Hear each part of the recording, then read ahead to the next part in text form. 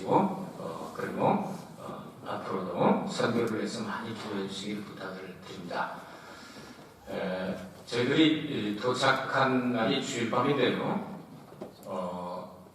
월요일날 이제 유리카 선생의 아버님이죠. 장인어른 이제 가족의 도시로 93세가 되셨는데 그 전날 하루 전날에 세상을 이제 뜨실 뻔한 거예요. 혼자 지금 사신대요. 이제 김성경 목사님 천국에 먼저 가시고 혼자 계시는데 침대에서 내려와서 이 화장실까지 한 5m 정도 될까요? 거기 내려오는데 갑자기 몸이 안 움직이시죠. 하반신이 움직이지 않아가지고 거기 5m를 가시는데 6시간 동안 아무도 없으니까 삽도를 하셔가지고 저희들이 갔는데 이쪽 여기도 다 까지고 이 정강이까지 다 까져가지고 죽다가 살아났다고 말씀하시는 거예요. 그래서 이제 6시간 동안 계속 전화가 안 되고 그러니까 이제 유리카 선생 언니가 늘 전화 체크하고 그러는데 안 되면 이상하다 해서 가보니까 죽으신 거예요. 죽으신 거예요. 숨만 쉬지 다 돌아가신 거예요. 그래 막 119 들어오고 나는 했는데 119 이제 와서 이제 체크하려고 하는데 이렇게 이제 돌아가신 것 같다는 그분이 갑자기 눈을 뜨더니 나 119 한다. 거기 가면 나 죽는다. 거기도 싣고 가고 나는 이제 살아서 못 나오고 죽어서 나온다. 안 간다. 이걸 때문에 한동안 싸우는 동안에 정신이 드신 거예요. 정신이 드셔가지고 자신 스스로 일어나게 돼가지고 돌아올 때는요 밖에 나가서 저희들하고 식사를 하실 정도로 회복된 것을 보고 오셨는데 거기서 간증을 하시는 거예요. 생사의 그 갈림길에서 내가 있는데 이제 나는 죽음이 전혀 두려움이 없다. 다 죽었는 건데 예수님이 살려주셨기 때문에 죽고 나서 나는 두려움이 없다 하시면서 우리에게 이렇게 간증을 해주셨어요. 전라도 광주에 가서 집회를 마치고 정도라고 하는 곳에 이번에 순교지인데요. 갔다 왔습니다. 옛날엔 다 섬이기 때문에 들어갈 수가 참 어렵고 그래서 지금 다리 맞아가지고 광주에서 1시간 반 정도 먼저 들어가게 됩니다. 거기 가서 얼마나 많은 눈물을 흘리고 그리고 은혜를 받았는지 문명준 전도사님이라고 여자 전도사님이 계셨다고 합니다. 그분이 일제시대 때 이제 성결교신학교 지금 서울신학대학이 됐죠. 거기 가고 그다음에 이성공 목사님 저도 어렸을 때 이성공 목사님 안수도 받고 막 그렇게 했습니다. 그분의 이제 인도함을 받아서 그쪽에 가서 이제 교회를 개척하기를 시작했는데 얼마나 힘들고 어렵습니까? 이 일제시대니까. 그렇게 다니면서 그냥 나무배 타고 가서 전도하고 핍박받고 얻어터지고 이러면서 전도했는데요. 그 근처에 있는 정도는 시루정자입니다. 떡시루처럼 이렇게 생겼다고 해서 정도라고 하는데 그 근처에 있는 모든 마을들을 다 전도해서 100개의 교회를 18년 동안에 개척을 하셨어요. 지금도 교회들이 남아있어요. 대한민국에 무안이라고 하는 곳에 가면 무안은 이 시를 소개할 때 십자가가 딱 붙어있습니다. 그리고 신안 가면 정말 귀중한 진리를 깨닫고 하는데 신안 소금이 전 세계 품평회에서 1등을 했습니다. 지금까지 프랑스 소금이 좋았는데 신안 것한테 이제 져버렸죠. 이렇게 중요한 소금이었는데 그 여전도사님이 소금의 역할을 다 해가지고 대한민국의 교회가 그렇게 많다고 하지만 외부에서 들어온 사람까지 90% 이상이 복음화된 것은 증거밖에 없다고 합니다. 그리고 증거에서 태어난 사람은 100%가 크리스찬입니다. 엄청나죠? 거기서 그쪽에서 법성포 이쪽으로 이렇게 쭉 해서 법성포에 김준근 목사님 나오시죠? 그 다 전도받아서 구원받은 사람들입니다. 성결교 유명한 이만신 목사님 나오죠? 천국하셨지만 정진경 목사님 나오시죠? 유명한 분들이 다 그쪽을 중심으로 나왔더라고요. 이런 순교지가 어딨냐? 마지막에 세상을 떠날 때 59세인가 1800년대 후반대 분인가요? 1950년인가 6.25 전쟁이 일어나고 빨갱이들이 그쪽에 와서 봉기를 시키고 굉장히 많은 사람을 죽였지 않습니까? 근데 무안에서 이성공 목사님들 전수사님 이번에 거기 증도에 들어가면 이제 돌아가실지 모릅니다. 하지만 그렇게 말했는데도 목사님 제가 안 들어가면 성도들이 다 죽습니다. 제가 죽는 게 낫지요. 하고 들어가서 순교를 당하게 됐다. 지금 기념관이 아주 잘 들어있고 저도 조금 이제 헌금을 하고 이렇게 왔습니다만 정말 의외스러운, 여러분 정말 여행을 다니더라도요, 혹시 기회가 되면 중도 같은 곳에 가서 그런 데를 보고 또 해변도 예쁜 해변, 아주 청정지역이 많이 남아있으니까요, 그렇게 하시면 얼마나 좋을까. 그 옆쪽에 지난번 집회 갔을 때는 영산이라고 하는 곳에 가서 또 은혜를 받았거든요. 그리고 또 한 번 집회를 갔을 때는 여기가 야월도라고 하는 곳입니다. 야월이라고 하는 곳인데 거기 가서 그러면 이번엔 증거에 가서 그 은혜를 받고 돌아왔습니다. 생과 사, 삶과 죽음, 이 생사관을 어떻게 가지고 있느냐에 따라서 크리스찬의 신앙이 정말 올바르냐 그렇지 않느냐를 판단할 수 있다고 생각합니다. 이 세상 사람들은 생자 필멸이라는 말을 씁니다. 살아있는 자는 반드시 멸한다, 망하고 죽는다. 그리고 또 한 가지 말씀입니다. 회자 정미라는 말을 씁니다. 만난 사람은 반드시 헤어진다. 부부도 헤어집니다. 부모 자식도 헤어집니다. 마지막에 갈 때는 혼자 가는 겁니다. 그러면 사느냐 죽느냐, 햄릿이라고 하는 사람은 그런 얘기를 했습니다. To be or not to be. 사느냐 죽느냐, that's my question. 그게 내 문제다. 그렇게 하고 그 다음을 모릅니다. 성경은 한 번 사람이 나서 죽는 것은 정한 위치다. 그 후에는 심판이 있다고 말씀하셨습니다. 세상 사람들은 심판의 세계를 모릅니다. 생사관을, 바울이 얼마나 축복된 생사관을 가지고 있느냐, 오늘 성경을 통해서 몇 가지 정리를 하고 가도록 하겠습니다. 20절과 21절을 보면 이 바울은 자기가 살아있는 것은 바로 사는 것이 그리스도니라는 그 아주 명백한 이 명제를 여기 이야기하고 있습니다. 자기가 사는 것은 그리스도를 존귀하게 하기 위하여, 그리스도의 영광을 위하여, 먹든지 마시든지 살든지 죽든지 그리스도를 위하여, 그리스도에게 영광을 돌리기 위해서. 그래서 사는 것도 그리스도, 죽는 것도 그리스도. 그렇기 때문에 성도는 그리스도의 것이기 때문에 살아도 유익하고 죽어도 유익하고. 아멘. 여러분 아멘 했습니다. 이제 죽어도 유익한 겁니다.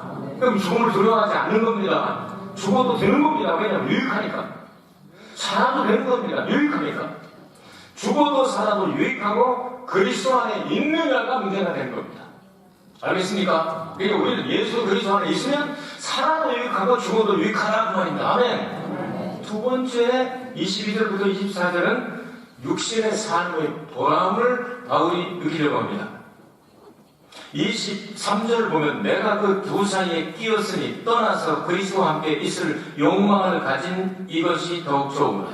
그리고 22절에 그러나 만일 육신으로 사는 이것이 내 일에 열매이지내 무엇을 가리는지, 가리는지 하는 말은 가리운다는 말이 아니고 선택하는지라는 가린다 하는 뜻입니다. 나는 알지 못한다.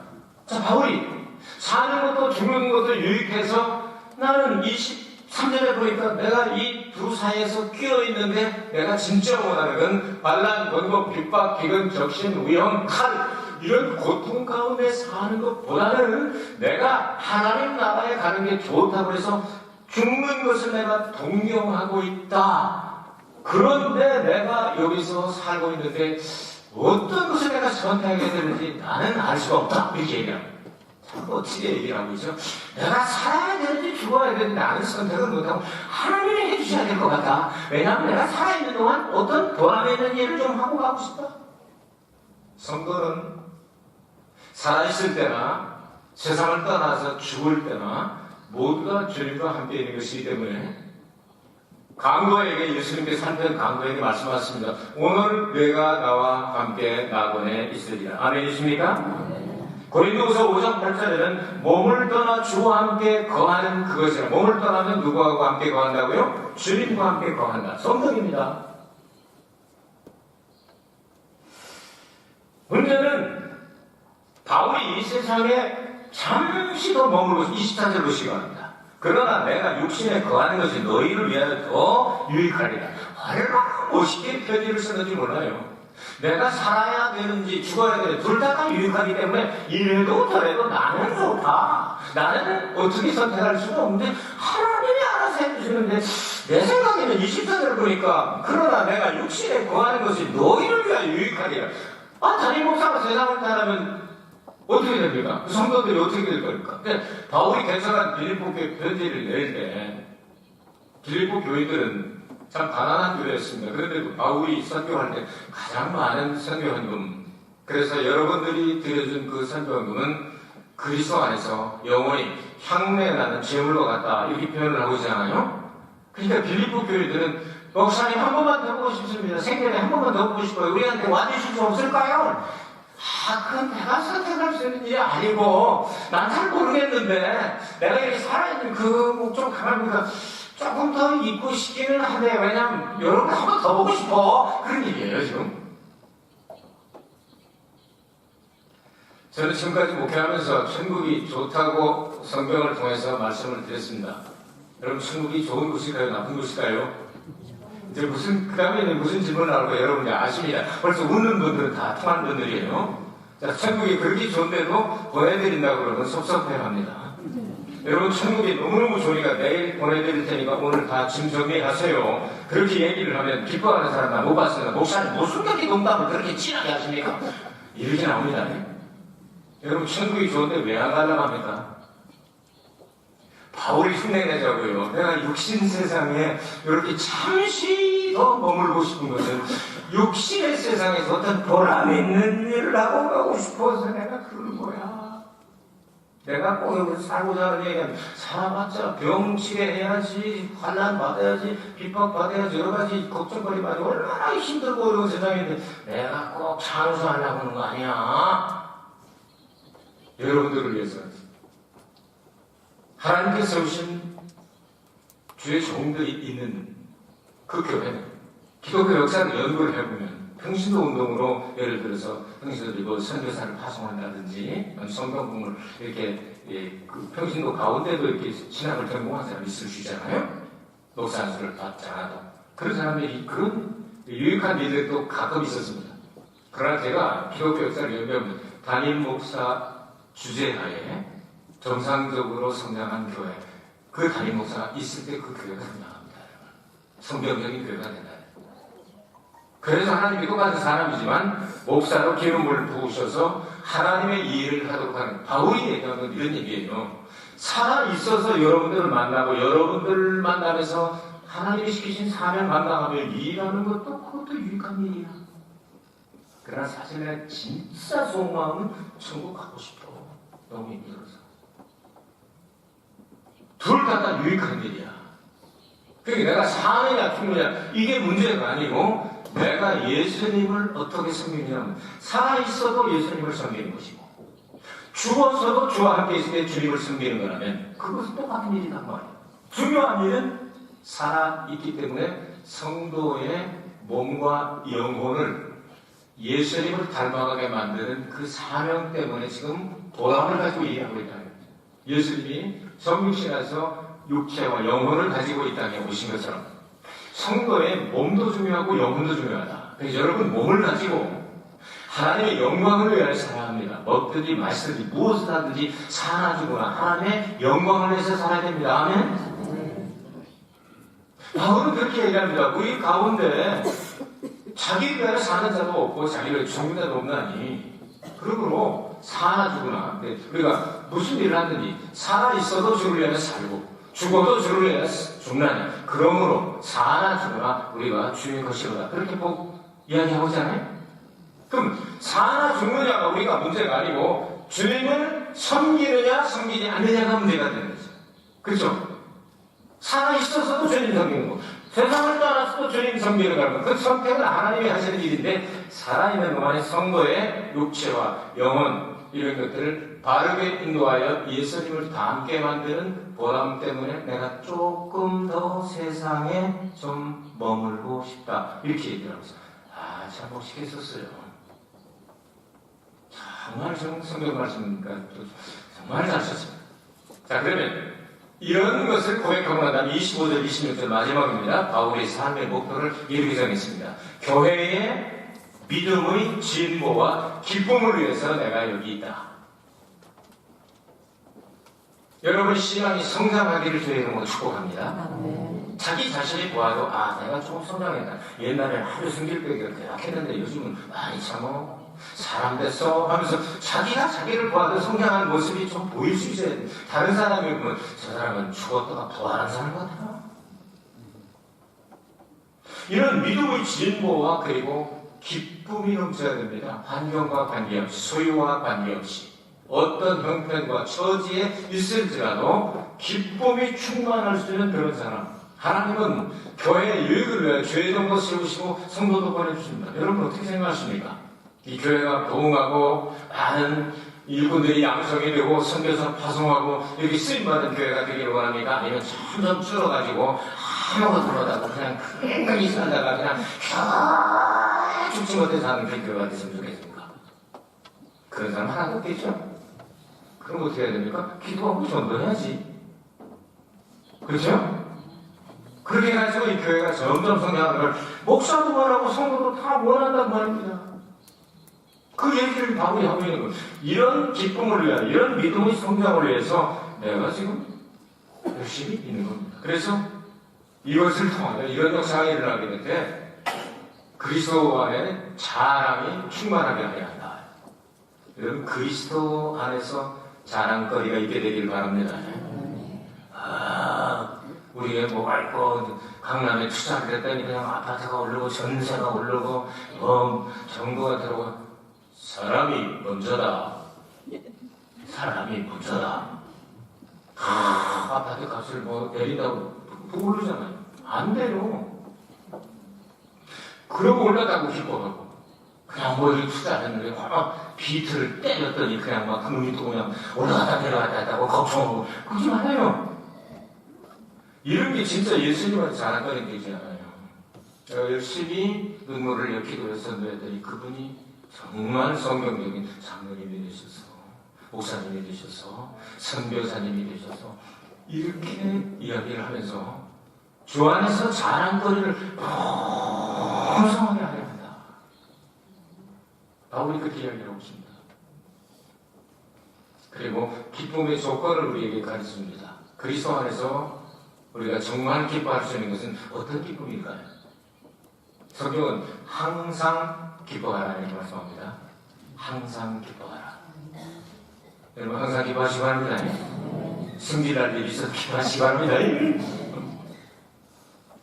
그러면요 오늘 얼굴 침못 빼는다고 문제가 해결될 수도 있어요. 항상 기뻐. 쉬지 말고 기도하라. 아멘. 쉬지 말고 기도하라. 범사에 감사하라. 조건 좋을 때는 할렐루야.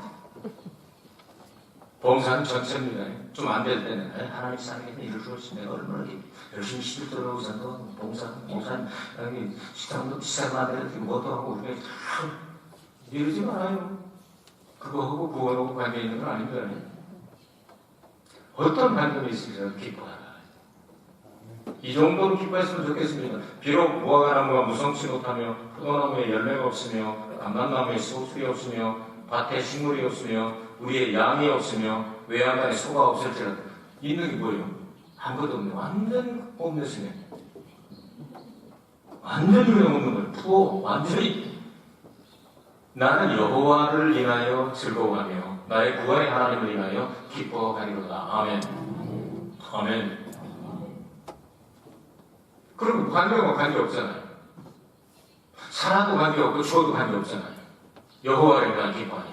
여호와 하나님은 삼위일체죠. 그래서 하나님을 인하여 예수님 때문에 예수님이 나의 위한 구세주가 되셔서 나의 모든 죄를 속죄하시고 영생하시는 구원을 선물해 주셔서 예수님에 대해 기뻐하고 성령으로도 기뻐해야 되겠죠. 누가복음 10장에 보면 72명을 36짝을 만들어가지고 전도 훈련을 시키잖아요.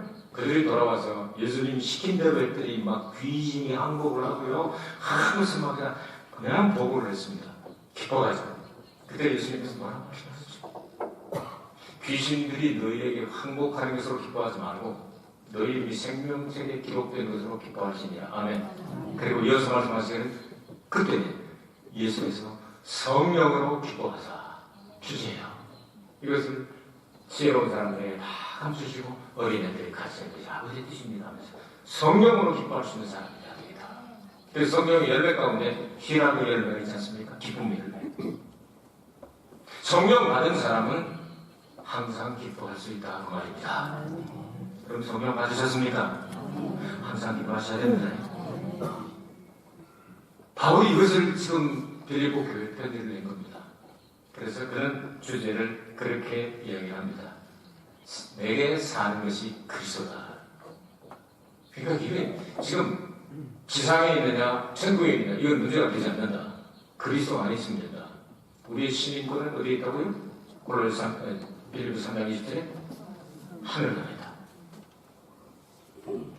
이 생사관을 확실하게 가지고 있으면 여러분 신앙생활 하는데 조금 위기를 당한다든가 병이 든다든가 어려움이 당하는데 이것 때문에 죽는 거 아니고 두려워하지 마시길 바랍니다. 삶과 죽음 사이에는 종이 한 장 차이고 깜빡해서 세상을 떠나면 주님 품에 우리가 있게 될 겁니다. 살아도 주를 위하여 죽어도 주를 위하여 먹어도 주를 위하여 마셔도 주를 위하여 살면 천국 죽으면 천국 이런 생사관을 가지고 사는 사람이 진짜 성도가 아니겠습니까?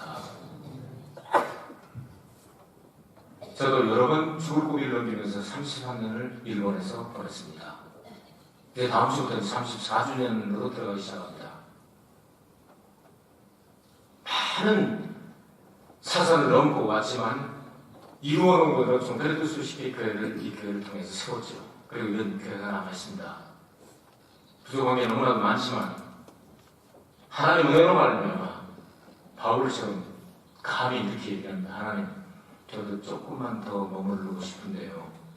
꼭 가리키고 싶고 알려주고 싶은 게 좀 남아있는데요. 그거 하고 가면 안 될까요? 하고 기도할 때가 있습니다. 참 욕심인지 모르겠지만 바울의 말을 빌려서 성경을 빌려서 이게 좋을지 저게 좋을지 어떻게 가리는지 나는 알지 못하느니라. 주님이 아실 것입니다. 우리의 마음에 소원을 두고 사역하시는 하나님께서 여러분 마음 가운데 소원을 주시고 일하실 것입니다. 그렇기 때문에 확실한 생사관을 가지고 사는 것이 내게 사는 것이 그리스도이야. 이 말씀을 묵상하시면서 이 한 주간 동안 여러분 승리하게 되시기 바랍니다. 죽음에 대한 두려움이 없어지게 될 겁니다. 왜냐하면 사나 죽거나 주의 것이죠. 눈 탁 감고 세상을 떠나는 주의 품에 있는데 문제는 주님을 지상에 섬기느냐 천상에 섬기느냐 요것만 다를 뿐이지 똑같습니다. 이 말씀이 여러분에게 위로가 되고 힘이 되어서 이 한 주간 동안 어떤 환경에 처하든지 승리하게 되실 주의 이름으로 축복합니다. 은혜가 풍성하신 아버지 하나님 언제 어디서 내가 어디에 있든지 주님이 지켜주시고 보호할 것을 믿습니다. 예수님 이름으로 기도합니다. 통성을